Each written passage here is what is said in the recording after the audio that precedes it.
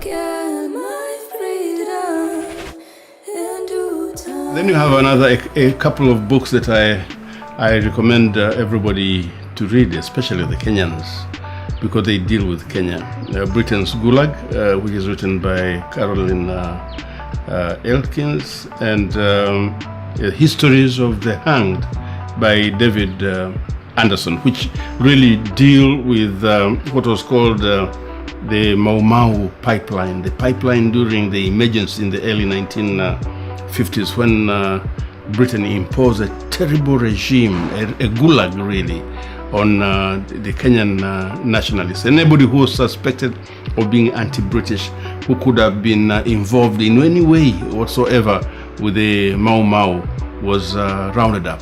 His village destroyed, crops set on fire or slashed to the ground, and people herded into stockades like animals, tortured, beaten up, sodomized with broomsticks and things like that. A really demeaning treatment of not only the Kikuyu elders, but also all those across the Kenyan colonial territory that were suspected to be faithful to the Mau Mau.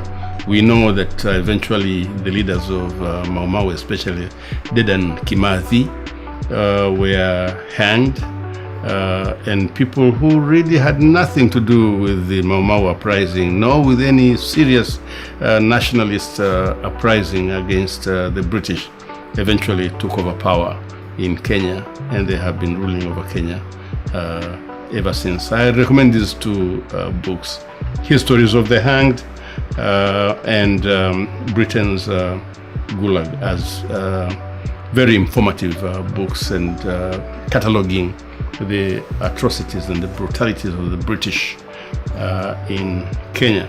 Then you have Richard Gott. Richard Gott is a very interesting character because I met him very briefly when I was still at the University of Dar es Salaam, and was working with Standard, which later was transformed into the Daily News. I didn't work with him because by the time I joined the Daily News in 1972, he had left. He had got the boot out of Daily News.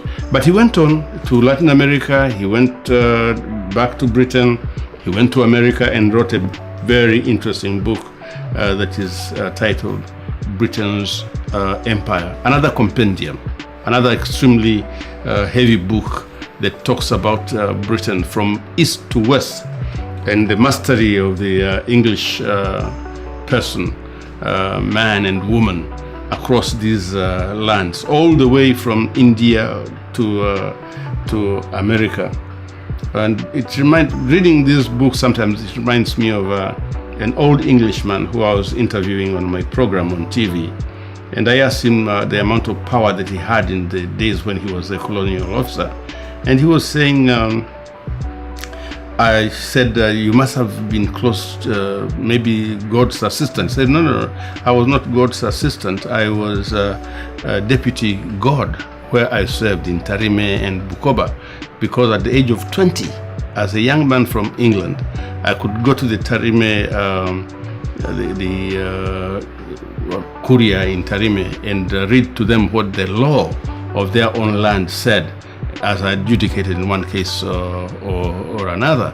And he said we could do it because when we were young boys, we go into the first class, and the headmaster comes before us and says, good morning, boys, and we say, good morning, sir, and he says, boys, I want you to know that you are special because you are born English, and that means that you have won the first lottery in life.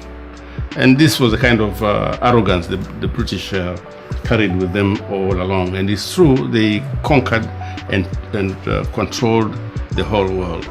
And Richard Gott in this book describes how even George Washington, the hero of the American Revolution and America's independence, was in reality, before he became president of the United States and before the rebellion of the colonies in America, was a militiaman in Virginia, and his pastime was going around killing Indians. to collect their scalps. That's the hero of the American Revolution. They feed you dirt, sit and bite it, black and grit your teeth. If you shy, show you how to go and pitch your peeves. Cause this life is AB, you blind, I make you see.